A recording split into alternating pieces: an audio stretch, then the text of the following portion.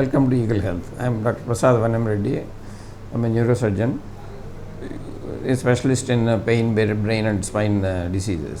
కొన్నిసార్లు స్ట్రోక్ అని చెప్పి పేషెంట్లు వచ్చినప్పుడు వాళ్ళకి శరీరం అంతా కంట్రోల్లో ఉన్నాను, కేవలం మూతి మాత్రం ఒక పక్కకి వెళ్ళిపోవడం జరుగుతూ ఉంటుంది. అది ముఖపక్షవాతం అని చెప్పి ఒక కాంప్లికేటెడ్ పదాన్ని వాడటం జరిగింది ఇప్పుడే. ముఖపక్షవాతం అంటే ఫేషియల్ నర్వ్ పెరాలసిస్. అది దానికి నిజమైన కారణం ఏంటంటే ఫేషియల్ మజిల్స్ ఉంటాయి కదా, మనం నవ్వినప్పుడు పళ్ళు కదిపినప్పుడు పనిచేసే కండలు, వాటికి నర్వ్ సప్లై ఫేషియల్ నర్వ్ అని ఒక నరం ద్వారా వస్తుంది అనమాట. అది యూజువల్గా చెవి వెనకాల భాగం నుంచి ఇట్లా వచ్చి ఈ కళ్ళకి, ముక్కు దగ్గరికి, నోరు, తర్వాత ఈ దవడ దగ్గరికి పోతాయి అన్నమాట. ఆ నరాలు కొన్నిసార్లు ప్యారలైజ్ అయిపోతూ ఉంటాయి. యూజువల్గా ఇదే టైంలో, చలికాలంలో ఎక్కువ గాలి వీచే టైంలో కొంతమంది బైక్ మీద వాటి మీద హెల్మెట్ లేకుండాను, స్కార్ఫ్లు లేకుండా, మఫ్లర్ లేకుండా ప్రయాణాలు చేయటం వల్ల ఆ చలికి ఆ కోల్డ్ టెంపరేచర్కి నరం తట్టుకోలేదు. అన్ని నరాలు ఒకే రకంగా బలంగా ఉండవు, అన్ని నరాల దగ్గర ఒకే రకమైన రెసిస్టెన్స్ ఉండదు. ఫేషియల్ నర్వ్ వీక్నెస్ ఏంటంటే ఈ చలిగాలి ఎక్కువగా తాకిడితో ఎప్పుడైతే దాన్ని ఇంజ్యూర్ చేస్తుందో అప్పుడు అది చచ్చిపడిపోతుంది. చాలామందికి ఫేషియల్ నర్వ్ పెరాలసిస్ అంటే బెల్స్ పాలసీ అంటారు దాన్ని. ఈ చెవి దగ్గర వెనకాల ఉండే బెజ్జలోంచి బయటకు వచ్చే దగ్గర అది పాడైపోతుంది. చాలామందికి టెంపరీగా ఉన్నాను, అది ఎలక్ట్రికల్ స్టిమ్యులేషన్లు, స్టీరాయిడ్స్, మిగతా మందులు ఇవ్వటం వలన రికవర్ అయ్యే ఛాన్సులు ఎక్కువ ఉంటుంది.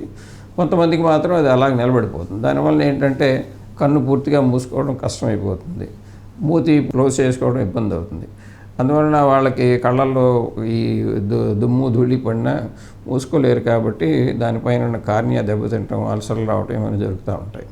అలాగే మూతి క్లోజ్ చేయడం కూడా పూర్తిగా జరగదు కాబట్టి వాళ్ళకి ఒకవైపు నుంచి సొల్లు గారిపోవటం, లేకపోతే ఆహారం తీసుకున్నప్పుడు ఒకవైపు జారిపోవటం జరుగుతూ ఉంటుంది.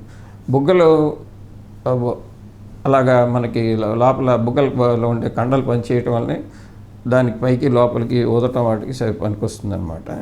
ఆ బక్సినేటర్ మజిల్ ప్యారలైజ్ అయిపోయినప్పుడు అది అట్లానే లోపలికి బయటికి వెళ్ళలేదు కాబట్టి దాని కదలికలు నిలిచిపోతూ ఉంటాయి. అప్పుడు పక్క నుంచి సొల్లు గారిపోవటం, లేకపోతే తినకపోవటం ఇబ్బంది ఉంటుంది.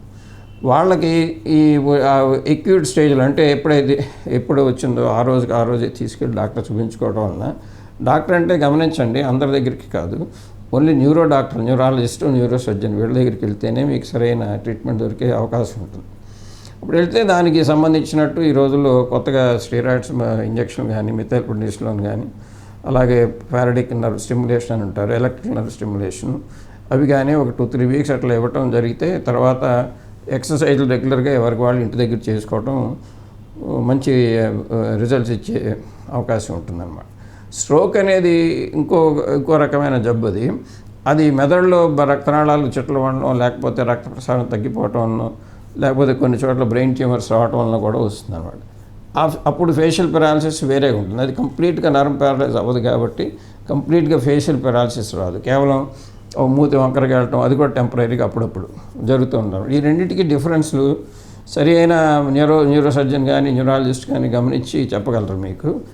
ఆ స్ట్రోక్ ఇంప్రూవ్ అయ్యే కొలది ఈ ఫేషియల్ పెరాలసిస్ కూడా కంప్లీట్గా రికవర్ అవుతుంది. కానీ లోయర్ నర్వ్ పెరాలసిస్, ఇక్కడ ఫేషియల్ నర్వ్కి సంబంధించింది మాత్రం కంప్లీట్ రికవరీ రాకపోయినా చాలా మట్టుకు రికవరీ ముందస్తుగానే మనం స్టార్ట్ చేసుకుంటే ట్రీట్మెంట్కి సంబంధించిన ప్రక్రియలన్నీను పూర్తిగా రికవరీ కాకపోయినా చాలా మట్టుకు మనం చెప్పడం కూడా ఇబ్బంది లేకుండాను ఆ టైప్లో కంప్లీట్గా వాళ్ళు మజిల్ మీద కంట్రోల్ తెచ్చుకోగలరు అన్నమాట. లాస్ట్ స్టేజ్లో ఇంకా చాలా కాలం వరకు రానప్పుడు ఏమవుతుందంటే ప్లాస్టిక్ సర్జరీ వాళ్ళు కానీ, రీకన్స్ట్రక్ట్ సర్జరీ వాళ్ళు కానీ మజిల్స్ కొన్ని స్లింగ్స్ తయారు చేసి అవి కన్ను మూతపట్టడానికి, లేకపోతే మూతి కంప్లీట్గా మూసుకోవడానికి, లేకపోతే వంకర టింకరగా ఉన్నది సర్దుకోవడానికి కూడాను వాళ్ళు ట్రై చేయగలరు అనమాట. ఈ విషయంలో మాత్రం ఎప్పటిలాగానే బ్రెయిన్కి సంబంధించిన జబ్బులు, స్పైనల్ కార్డ్కి సంబంధించిన జబ్బులు మీరు ఎంత తొందరగా మీరు వాటిని గమనించి వైద్యం తీసుకోవడానికి వెళ్ళగలరో అంత రిజల్ట్స్ కూడాను అంత బాగుండే అవకాశం ఎక్కువ ఉంటుందన్నమాట. కాబట్టి prevention is better than cure out అని పాతది ఇది. అట్లానే ఎర్లీ డయాగ్నోసిస్ ఇది కీ టు సక్సెస్. ఎంత తొందరగా మీరు జబ్బుని గమనించగలుగుతారో, ఎంత తొందరగా మీరు ట్రీట్మెంట్ తీసుకుంటారో అంత మంచి రిజల్ట్స్ వచ్చే అవకాశం ఉంటుందన్నమాట. Thank you. Like and subscribe Eagle Health and Beauty.